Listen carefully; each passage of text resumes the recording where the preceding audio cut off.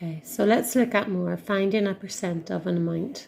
So you know to change to a decimal and multiply, but this can look confusing sometimes. So let's look at some that we know. 12% as a decimal is 0.12. We know that. 7% is 0.07 because you realise there's only one digit, so you have to put the extra naught in. 12.5% is something that you might find that confuses you. 12.5% is 0.125. So these ones with decimals already in them, what I would suggest you do is you actually use your calculator. So you've got 12.5%, just divide it by 100. And that will give you the decimal. Don't be tempted to round it off. Write all three digits, 1, 2 and 5. Do not round that off. So let's look at some more examples. So if you had 23.2%, you would go 23.2 divided by 100 and you get 0.232.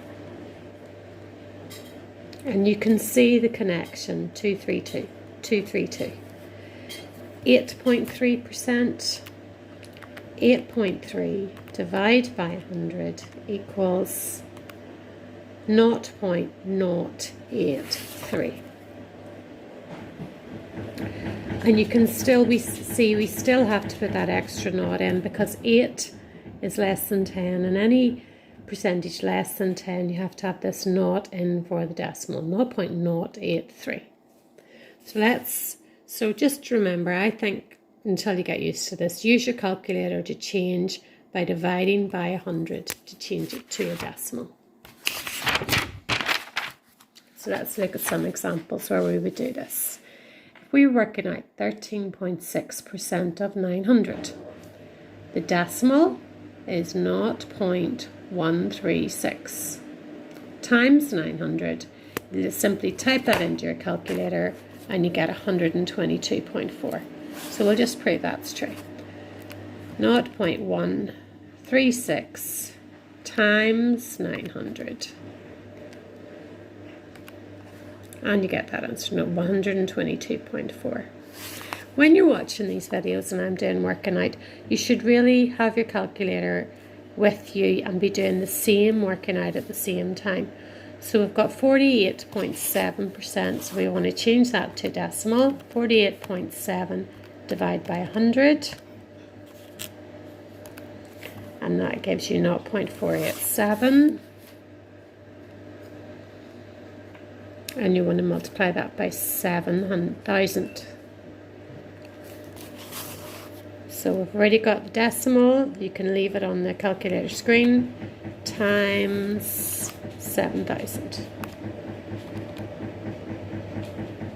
That equals 3,409. Now you notice this question was about meters, so you should put meters in your answer. 52.9%. So you would use your calculator and you get 0.529 times 920. 0.529 times, what was it? 920.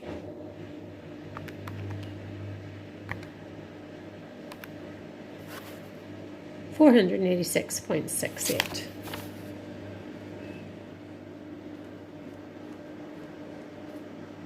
And again, we had a unit to put in the answer, so put it in the answer.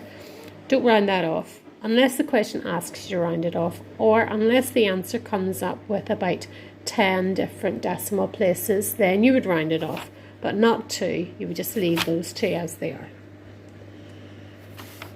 96.3, so you'd use your calculator, 0.963 times 450. Got a calculator, 0.963 times 450. 433.35. And this was grams. Just noticing there, remember this, sometimes the calculator will give you an answer as a fraction and you want it as a decimal. Remember that little button that changes it for you on the Casio SD. Okay, if you want to change it back to a fraction, you just press it again, decimal. 6.4%. So you want, especially these ones, I would definitely use calculator. 6.4 divide by 100, 0.064. So we've changed it to a decimal, and then we multiply by the amount, £9.60. So you can leave that on the calculator screen, times £9.60.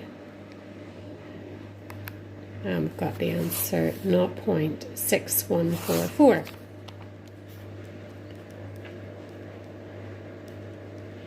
Now that's quite a long answer. It's not just 2 decimal places, and also this is money that we're talking about here. So money really only should have 2 decimal places. So 0.61 is that answer, 61 pence. So use your common sense, please, with the unit and the rounding off.